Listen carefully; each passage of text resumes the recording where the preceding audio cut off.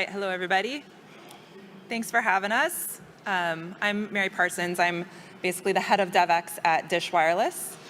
And I have my partner here, Watson, presentation partner, and we're going to talk to you about corralling the CNFs. So who are we? I'm going to take a first couple of minutes to tell you about Dish. So I think most people who know Dish know of us as a satellite TV provider, right? So developing CSP technologies in the US.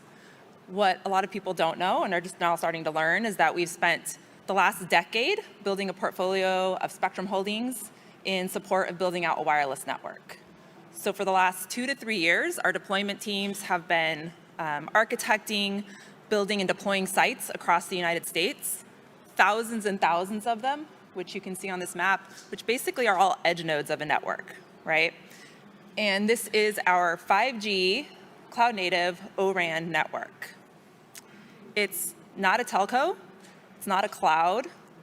This is a fully virtualized cloud-native ecosystem that was architected by developers for developers. So this is a game changer, right? The idea is that any developer in telco space or otherwise can configure and program the network to achieve their requirements in their space. With the intentions of, we've heard this word a lot today, speed, fast, improve the velocity of development, and then also open. We fully support O-RAN. We're very committed to O-RAN. We're very committed to an open environment and supporting multiple vendors. So I mentioned by developers for developers. This is one of our internal development teams. Just FYI, I am their talking head today. This is their work. I didn't take part in any of this. So if any of your technical questions aren't answered today, come talk to me afterwards, and I'm happy to connect you with these brilliant developers so you can get your questions answered or can have more information. So this is what we're calling the NetBlocks project, short for network blocks.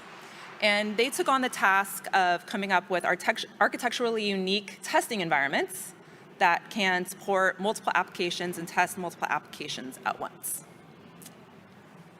So that's us, that's Dish.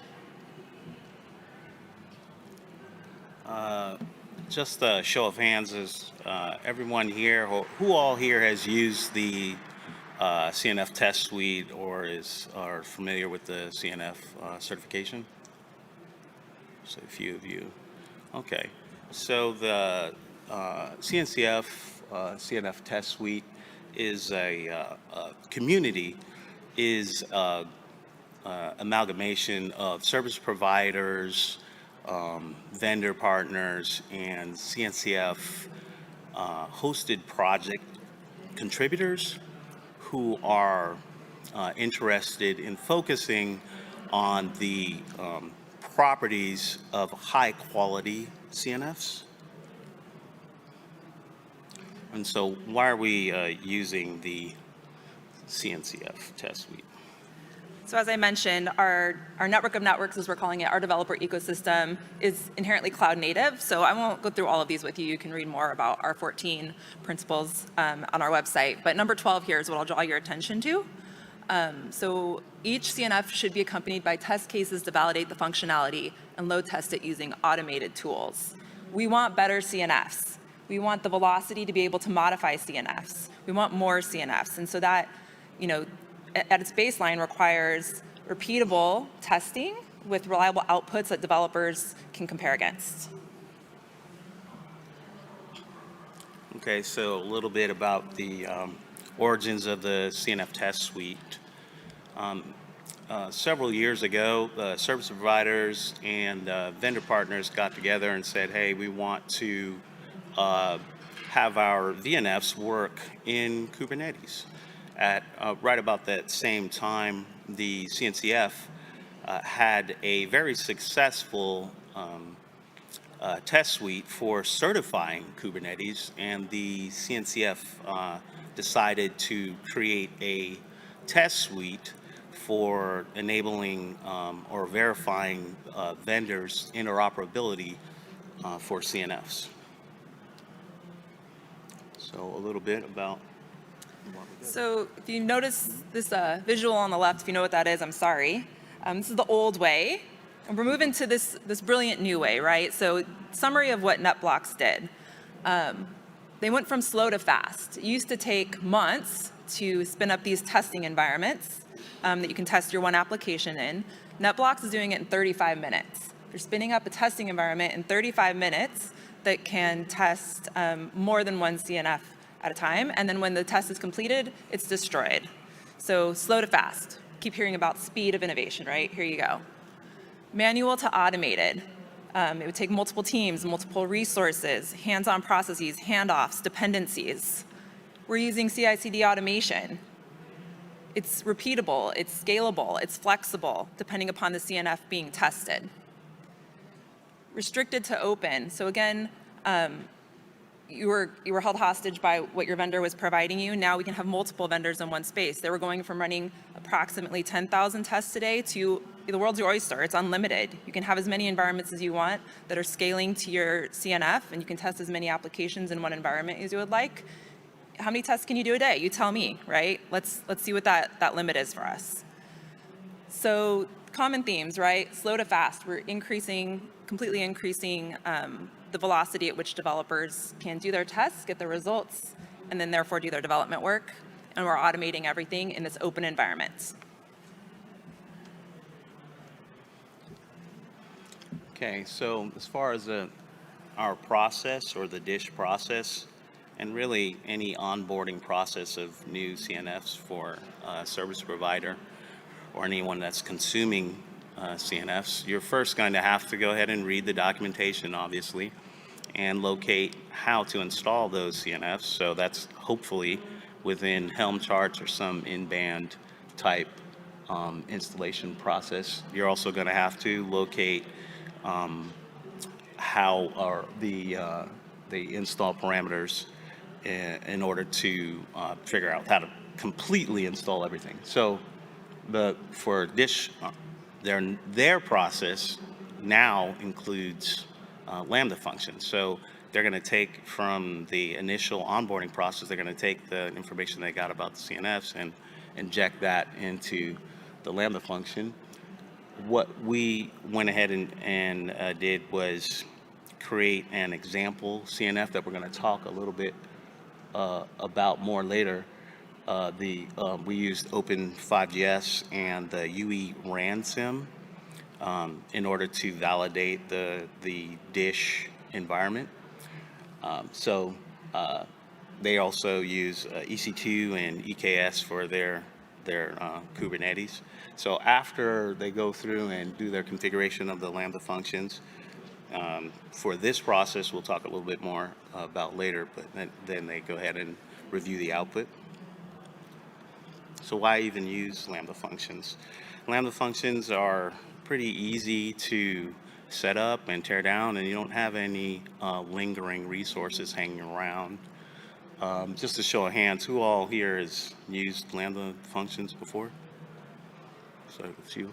Okay, cool. So really, the Lambda functions in this use case, they really just replace the jump box for calling the CNF test suite. So one of the most often repeated questions is, what's tested within the CNF test suite? So here are the categories. We have configuration, that's declarative configuration, so making sure that the CNF's configuration is all declarative, so using config maps, operators, and declarative interfaces, so on and so forth. All of these categories are pointed towards upstream projects within the CNCF. So as far as compatibility, we make sure that the CNF works with certified Kubernetes, so it's just broadly compatible or interoperable, and then also uses in what we call in-band deployment tools instead of like bash scripts, so using something like Helm or Kept or something like that. Then as far as microservices, we essentially just make sure that the CNF is not a tightly coupled monolithic application. So we have a bunch of tests for doing that. As far as state, we really try to shun CNFs that use local storage. So we promote using or managing state with custom resource definitions and also just separate databases.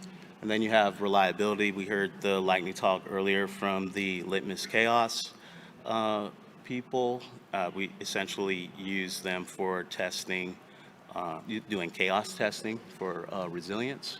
Then as far as observability, we try to make sure that the CNF externalizes its internal state so that it can be captured with metrics, logging, and tracing, hopefully in a way that's compatible with open telemetry standards. And then we have security. So just like an example of security would be making sure that the CNFs are isolated from one another in the host.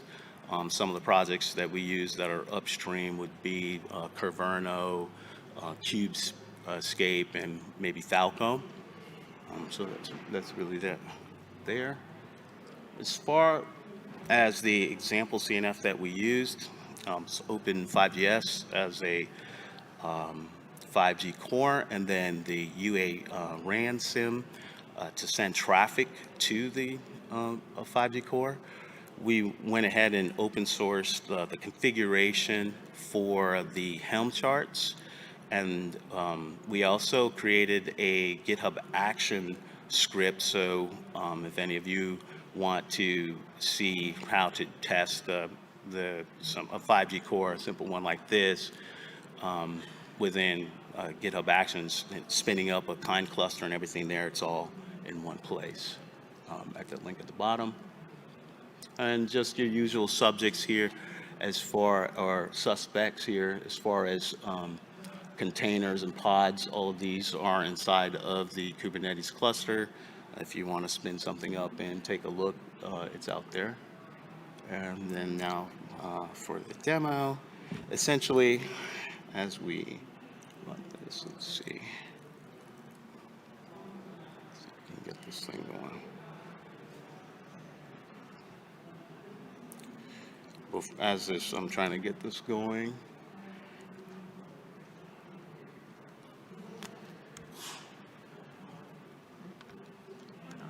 All right, we got that. All right. So essentially, before I run this, there's really three components that are used within the dish process. It's really an early process. We have the event bridge, the Lambda screen, and the system manager screen.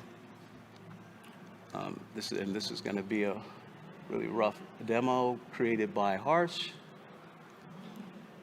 Let's see if we can get this going.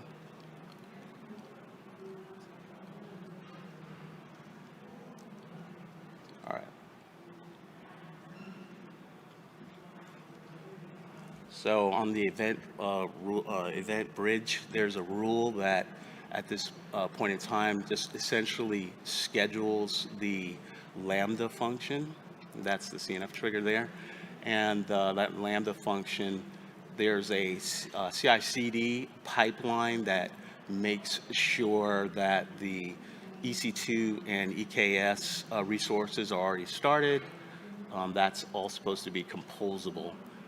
Here we have the Lambda function. You have to excuse the blurring. There were some email addresses and stuff on there, but essentially just this screen is just the Lambda function. It's just calling directly the really three commands for calling the test suite. You go ahead and start it by clicking the test there, and then you'll be running the test suite. This would be scheduled. So within the test suite, this is a system manager screen. Essentially, this is where you would see the output. One thing to note about the system manager screen, there's a 48K limit. With that 48K limit for the CNF test suite, we go a little bit further than that. But you can see the output here. And this would be something that you can,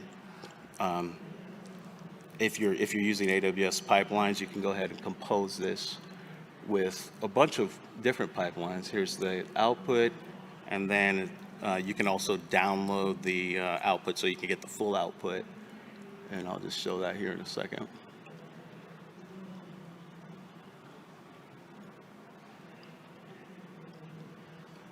This just essentially would just look like something like this. If you're familiar with the test suite, essentially tells you all of the tests and what passed, what failed, and you get a summary at the end.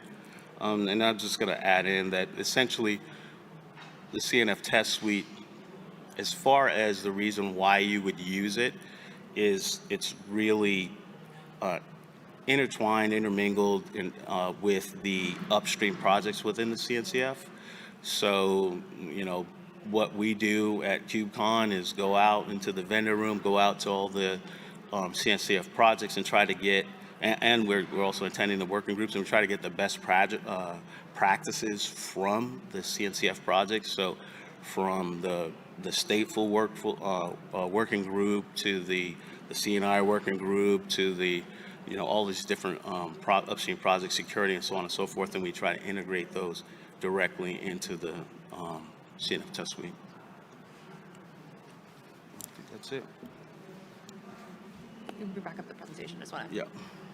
want to point out, we at Dish Wireless, our developer teams do have a GitHub also for all of our ongoing cloud native work. So I have that link on the last page, as well as some other links to Dish Wireless resources. For those of you who aren't familiar with the work that we're doing on our network of networks on this developer space, please visit those to learn more. That's all we got.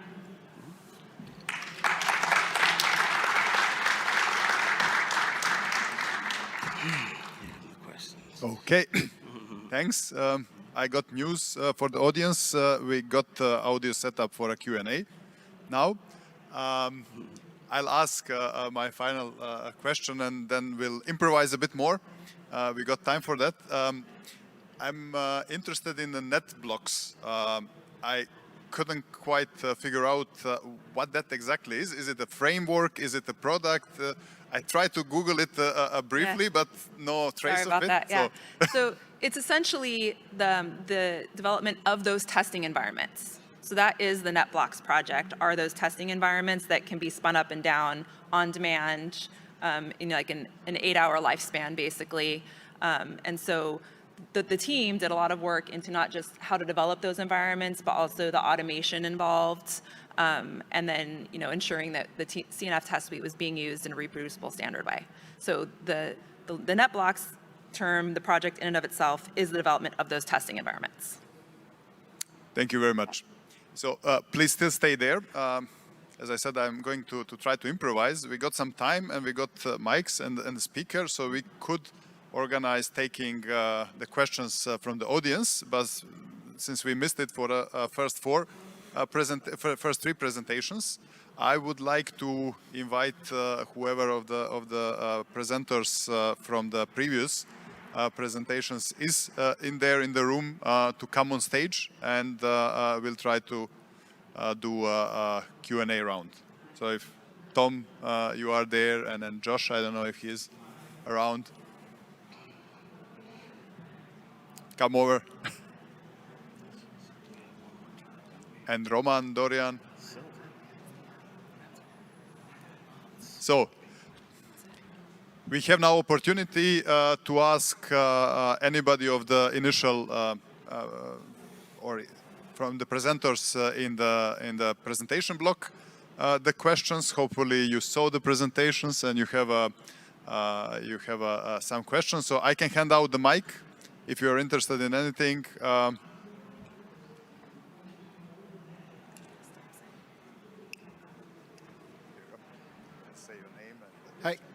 Hi, my name's Evan Anderson. I had a question about this most recent dish testing stuff. I noticed that you're using AWS Lambda and EventBridge and so forth to orchestrate all of the testing. Is that configuration open source and available? Or is that kind of Dish Network secret sauce? I don't think it is on the GitHub open source yet. I would say stay tuned on that one. we are very committed to not having a whole lot of secret sauce in terms of the development work that's going on, and we are very committed to giving back to the community. And so this is, as you can tell, a work in progress. And like I said, unfortunately, the team couldn't be here with me today. But I would just say stay tuned to that GitHub and to a lot of our other online resources, and perhaps you will see it. Thanks for that question. More questions?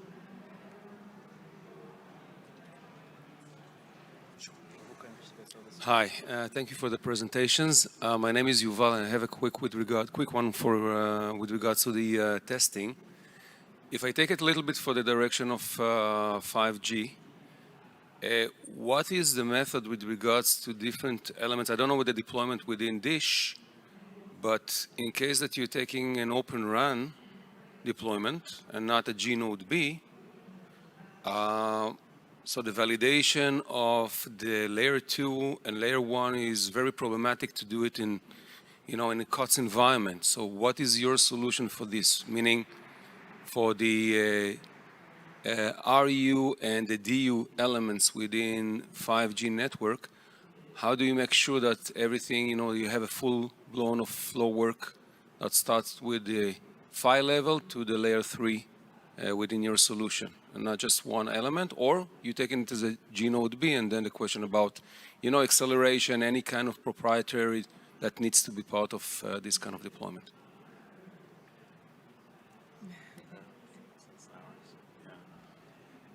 Right now, no. No, it is.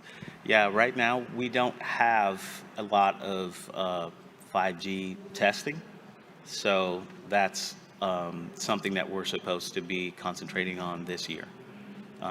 Definitely anything, the way that we prioritize, we look at what the community wants, and then we can implement that. So if there are things that you think should be higher priority than others, then we can definitely get on that. Okay, thank you. We have another question over here.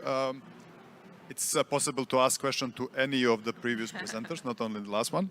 I will, actually. Thank you. I have a question to the Swisscom guys and also the Vodafone guys here in the room. Thank you for the presentations, first of all. Both you stated that you need to connect to your backbone network.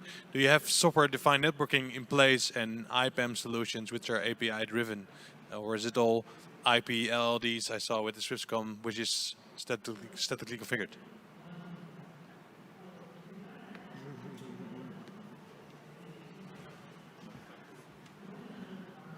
So if I heard the question right, you were asking about automation of the software-defined networking and the IPAM and the kind of underlying infrastructure. Yeah, that was the topic for another talk that I think was on the wait list that I was going to do. But one thing we're doing is very similar to what was described by Swisscom, is using automation playbooks to control those automation layers, because most of those systems, the software-defined networks, the IPAM solutions, they all have APIs that can be used and controlled to get information, to put information, etc., etc. So, we use a very similar approach that Swisscom described, and try and build that out across all our markets to automate that layer.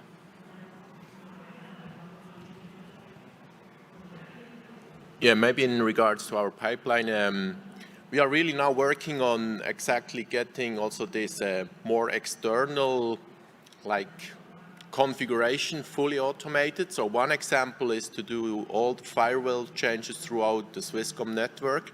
So there we have basically already a tool which is Toughin, which provides such a capability.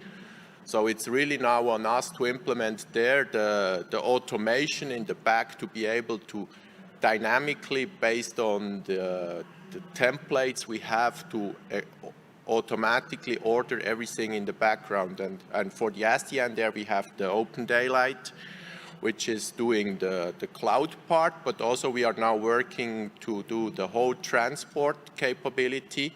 Also there is not something we can use out of the box, but we have an API we can start to use, but we need now to work on implementing there like the logic behind, we need to be able to deploy our telco workload and basically then send the configuration to the different nodes which need this in the end. So we are really working there to get really to a level where basically you just need to enter the parameters in this repository, and then from there it gets pushed to wherever it's needed in the end. But this needs a lot of work that basically you are able to do this really declarative and intent-based. Thank you. We got the time for 1 or 2 more questions. Anybody?